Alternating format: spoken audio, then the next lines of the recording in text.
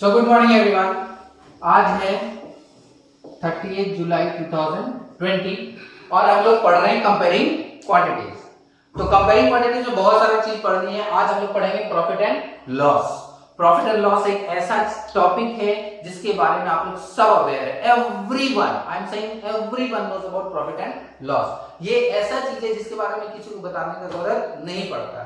ये अपने आप हम लोग इनहेरिट कर लेते हैं, अपने सोसाइटी में सीख लेते हैं। कैसे?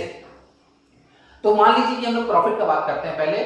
तो आप लोग सबको पता है कि कोई भी ऑब्जेक्ट, कोई भी सामान जितने में हम खरीदे हैं उससे हम अधिक में बेचना चाहेंगे। फॉर एग्जांपल हम लोग मैंगो वेंडर का बात करते हैं, आम।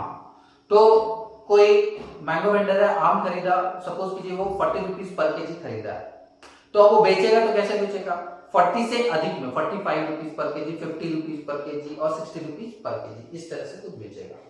यानी कि जितना में खरीदा है उससे अधिक में बेचेगा।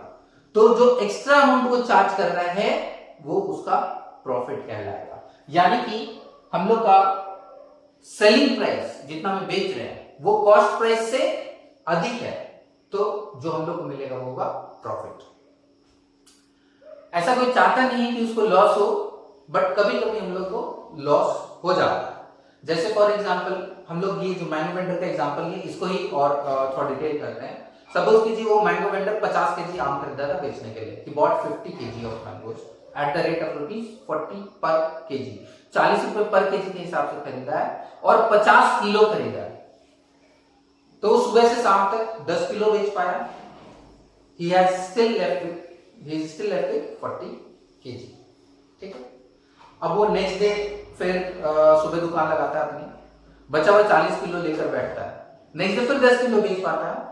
तो अब शाम के 7 बज गया, उसके पास फिर से नेक्स्ट डे 10 किलो माल बिका है।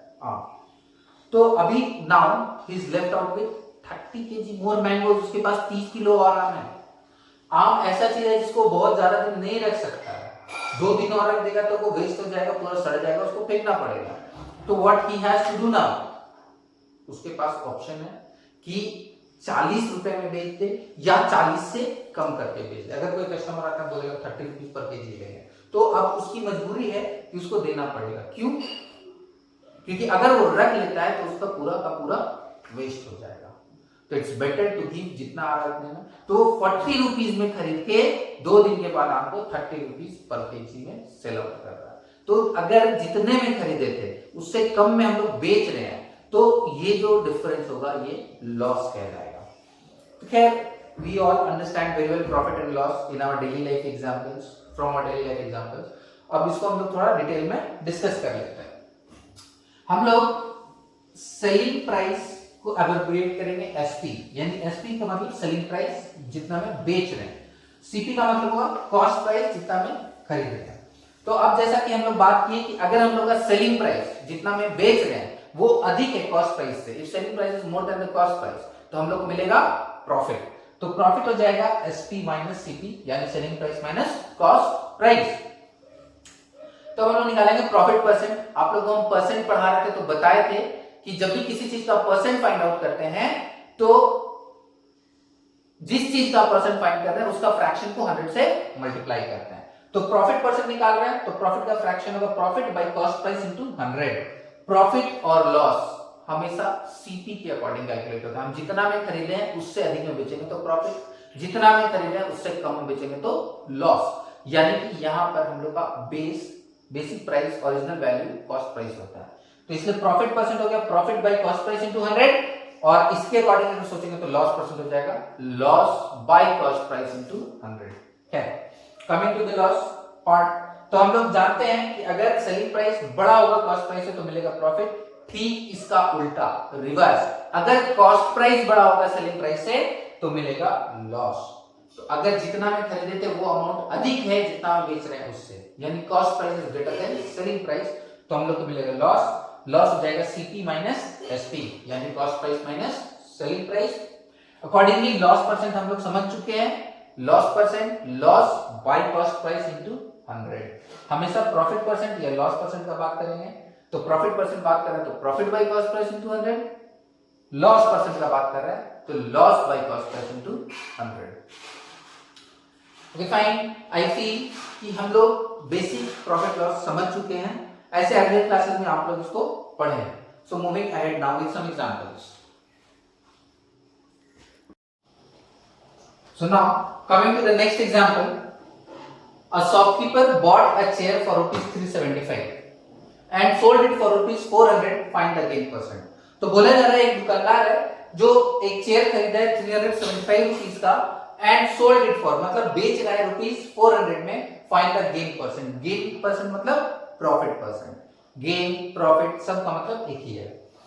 तो इसका सॉल्यूशन की तरफ आते हैं हम लोग। तो कॉस्ट प्राइस 375, सेलिंग प्राइस 400। तो हम लोग देख रहे हैं selling price is more than the cost price, यानी क्या होगा, प्रॉफिट। तो profit is equals to SP minus CP, that is 400 minus 375, that is rupees 25। तो प्रॉफिट मिला है शॉपकीपर को 25 रुपीस का। तो प्रॉफिट परसेंट क्या होगा, therefore profit percent is equals to profit by CP into 100, हम लोग को मालूम है। तो अकॉर्डिंगली हम लोग वैल्यूज पुट करेंगे। प्रॉफिट था 25 रुपीस, कॉस्ट प्राइस था 375 into 100, सॉल्व करेंगे यू विल गेट 6.666%, जिसको आप चाहे तो राउंड ऑफ करके 6.67% लिख सकते हैं। यानी कि अगर शॉपकीपर 375 रुपीस में खरीद के 400 रुपीस में बेचता है तो उसको प्रॉफिट होगा 6.66% का। In this way we can solve. I feel you all have understood. एक तो बहुत ही आसान चैप्टर है, दूसरा सेकेंड पार्ट कि हम लोग इससे बहुत ज्यादा अवेयर हैं, इसको हम लोग अपने कॉमन लाइफ से रिलेट करते हैं, ये हम लोग के लिए रिलेवेंट है in our day to day life. So it's very easy to understand and solve these kind of questions. Further we'll talk about the work for the day.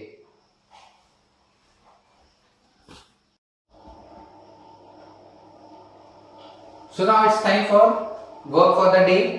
So today we have seen profit and loss, profit percent and loss percent. तो उस पर based हम लोग question करेंगे। Exercise 5.4 का question number 1 all. बहुत आसान है। Still if you have any doubt, do ask me, ask your respective teacher.